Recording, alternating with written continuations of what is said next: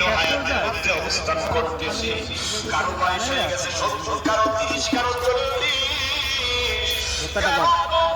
এটা দিয়ে তুই যা, এটা দিয়ে করতে কারো 70, কারো 80 কোঠা পার হয়ে গেল।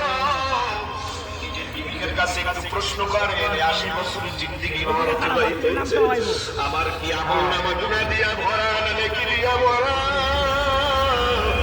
কি দিয়া ভরা রে মুসলমান? আল্লাহ বলছেন পড়া লাগবে, আমার কাছে আসা লাগবে। কেউ থাকতে পারবো না, যেতে হবে খালি হাতে, কিছুই সঙ্গে যাইবেন। মরে গেলে পরে রবে আদরের বিষয়।